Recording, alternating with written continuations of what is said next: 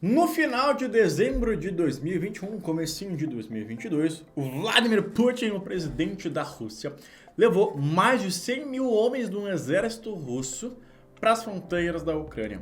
Para vocês terem uma ideia, o exército brasileiro inteiro tem 200 mil homens. Então, basicamente, o Putin levou metade de todo o exército brasileiro para a fronteira com a Ucrânia.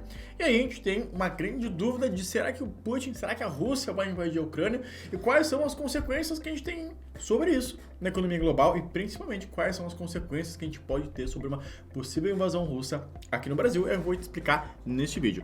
Para a gente começar o assunto, de onde que vem todo esse interesse da Rússia em cima da Ucrânia? Isso aqui tem toda uma base histórica. Para vocês terem uma ideia, a origem do povo russo, da palavra russa, né?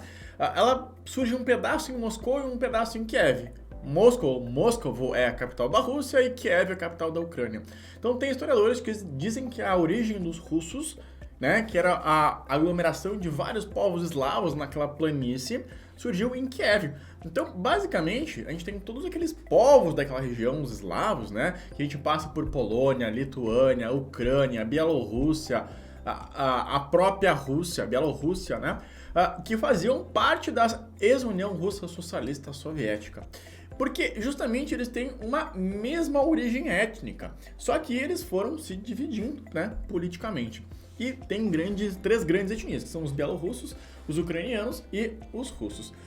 O que acontece é que, então, teve a dissolução da União Russa Socialista Soviética, ex-União ex-RRS, e esses povos se separaram. Só que, geograficamente falando, esses povos, essas etnias surgiram juntas porque a Europa é um relevo praticamente montanhoso. Passa da Europa, a gente tem uma grande planície. Essa grande planície vai de toda a Ucrânia até mais ou menos a metade da Rússia. E depois a gente tem a parte mais gelada da Rússia, né? A parte mais a leste, onde fica o lado mais asiático. Qual que é o problema? Então a gente tem uma única etnia, basicamente, que ocupa toda aquela parte ali, e uma grande planície. Quando a gente fala em planície, é um terreno militarmente que é muito fácil de invadir. Com certeza já assistiu Game of Thrones, você já assistiu algum seriado dos Vikings, onde quem tá se defendendo fica sempre em cima, né? Porque é uma vantagem competitiva você olhar de cima para baixo o seu oponente numa guerra. E a Rússia não tem esse problema. Então tem toda uma preocupação de que a Ucrânia tem uma etnia dividida, né? A gente tem um pedaço mais europeu, com uma mentalidade mais europeia, mais para a OTAN, e uma mentalidade, né, do outro lado, mais para a Rússia. E aí a gente tem, do outro lado, um negócio chamado OTAN, que é a Aliança do Tratado do Atlântico Norte. Essa Aliança do Tratado do Atlântico Norte, ela vem lá da Guerra Fria, que basicamente eram os países europeus, os Estados Unidos, fazendo uma aliança, né, para se proteger em caso de um ataque russo. Então isso aqui era uma coisa da pré-Guerra Fria. E aí, para acabar com a Guerra Fria, foi feito um acordo. O problema é que a Rússia cumpriu a parte dela do acordo. Só que a OTAN não. A OTAN continuou avançando. Então, países como Polônia, como Lituânia, entraram para a OTAN. O que acontece? A Rússia acaba ficando se sentindo ameaçada. Afinal de contas, a Rússia está lá na planície dela e a OTAN, que é essa aliança militar, começa a avançar para os seus territórios russos. O que a Rússia está fazendo, né? O Vladimir Putin, ele é um cara muito genial, né? Não tô puxando sardinha para um lado ou para o outro, não tô apoiando a Rússia, não tô apoiando a OTAN, mas o Putin é ex-KGB. Sim, ele é um agente de espião russo, que morou inclusive um tempo na Inglaterra como espião russo, e depois ele veio para a Rússia como um político. Então ele é um ex-espião russo, treinado militarmente, ele é um grande jogador de xadrez, e ele está no poder há muito tempo. Enquanto na Europa, né, os primeiros ministros, os presidentes ficam trocando, na própria Ucrânia fica trocando o presidente, na Rússia o Putin está no poder desde 1999. Então ele pode tomar decisões pensando no longo prazo do poder da União Russa. Enquanto do outro lado acaba sempre mudando. Onde que eu quero chegar? O Putin tem uma visão muito mais complexa, muito mais ampla do que ele pode e do que ele não pode fazer. Eu não sou nenhum grande especialista, tô aqui mais para te passar, para você se inteirar sobre esse tema, mas grandes especialistas em geopolítica acreditam que o Putin não vai invadir. Até porque uma guerra de invadir a Ucrânia, por mais que seja uma planície, existem três grandes exércitos na Europa. A Rússia, como o maior de todos, depois a gente tem a França e depois a gente tem a Ucrânia. Então a Ucrânia é um país grande, é um dos maiores países da Europa e também tem um grande e relevante exército. Então não seria muito fácil a Rússia dominar a Ucrânia. Aconteceu alguns anos atrás que a Rússia dominou um território chamado de Crimeia, mas lá na Crimeia, lembra que eu acabei de falar nesse vídeo que a gente tem uma grande parte da população ucraniana que é dividida entre o europeu e o russo? Na Crimeia a gente tinha uma população predominantemente russa, então os próprios moradores, a própria região ali, a galera que mora naquela região, estava a favor do exército russo, que então a Rússia acumulou, né, que ela tomou posse daquele território. Então é uma situação muito tensa, então não tem um lado correto, um lado errado, né? A OTAN continua avançando, a Rússia está tentando defender o território dela, os especialistas acreditam que é um grande blefe, mas aonde que eu quero chegar nesse vídeo é o seguinte: e se a Rússia realmente invadir a Ucrânia? Quais podem ser as consequências? As consequências podem ser uma grande crise global. A Rússia é um dos maiores produtores de commodities energéticas do planeta Terra.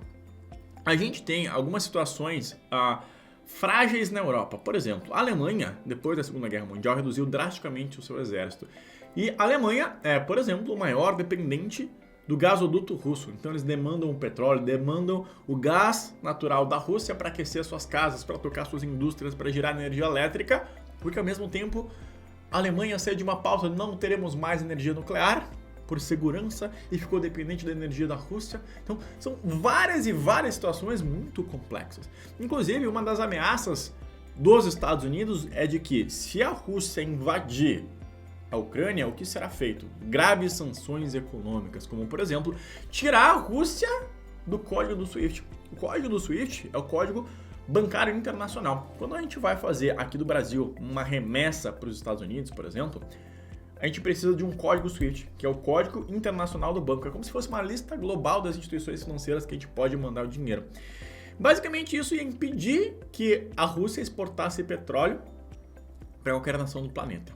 Imagina que existe a OPEP, né? A Organização dos Países Produtores de Petróleo. E tem a OPEP+, que basicamente a OPEP são os países lá da Arábia, e a OPEP+, que a gente incluiu a Rússia, porque a Rússia é um grande produtor de petróleo. Imagina que, simplesmente, são 5 grandes países produtores de petróleo, a gente tirou um fora. O que vai acontecer com o petróleo? A demanda do petróleo está crescendo de volta. Com pandemia, sem pandemia, a economia está voltando a enriquecer, as pessoas estão voltando a voar, estão voltando a dirigir seus carros, as indústrias estão voltando a produzir. A gente demanda energia, commodities energéticas, petróleo, gás natural. E se a gente tirar um player lá, a gente vai continuar com uma demanda subindo, uma oferta vai desaparecer. O que vai acontecer com o preço do petróleo? O preço do petróleo, no momento que eu gravo esse vídeo, está mais ou menos $87. Se a Rússia desaparecer dos players que estão ofertando petróleo, é muito possível que o barril de petróleo vá a 110, $120 o barril de petróleo. Isso significa que aí começam a surgir uma grave crise econômica global. Por quê? A inflação, que já está alta nos Estados Unidos, a inflação que já está alta na Europa, vai subir muito mais.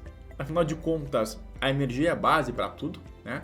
A gente usa petróleo para produzir plástico, que vai nas embalagens, a gente usa o petróleo para produzir a energia da indústria, a gente usa o petróleo para abastecer navios, para abastecer os caminhões que vão transportar essas matérias. Então, tudo vai ficar muito mais caro, a gente vai ter uma inflação muito grande, não só nos Estados Unidos, que já está alta, mas também na Europa, e a gente começa a chegar com as consequências no Brasil. No Brasil, a gente está com uma revolução, povo indignado que o preço da gasolina em alguns lugares chegou a R$8, agora está mais ou menos R$7. A gente tem uma iminente greve dos caminhoneiros estourando todos os santos meses quando há um reajuste no preço do diesel. Imagina que o diesel está R$6 em alguns lugares, imagina se o diesel passa de R$6 para mais de R$10. Já pensou que a gente pode ter uma greve dos caminhoneiros sem precedentes? A gente pode ter uma parada completa dos transportes urbanos de ônibus, né? Porque essas empresas já estão sufocadas uma vez que as pessoas pararam de andar de ônibus com medo do Covid. Então, já diminuiu a demanda, tem muita empresa quebrando, inclusive a empresa da cidade que eu moro aqui está em auxílio, em recuperação, justamente pegando uma verba extra porque diminuiu a demanda. Os motoristas de Uber vão parar de circular porque gasolina R$10 eles vão ter que pagar para trabalhar. Então, dá para ter uma dimensão do tamanho do problema econômico que a gente teria a nível mundial e principalmente a nível brasileiro, caso a Rússia invada. Então é com base nesses argumentos de que não é interessante para ninguém essa invasão russa todo mundo acredita que é mais um blefe, né? Uma locomoção desse exército lá para mostrar, ó, a gente não tá para brincadeira. A OTAN não pode mais avançar e a Rússia quer garantias de que isso vai acontecer. Caso contrário, ninguém sabe o que possa acontecer. E aí, o que você acha? Será que a Rússia vai invadir? Será que a Rússia não vai invadir? Comenta aqui embaixo nos comentários. Até logo.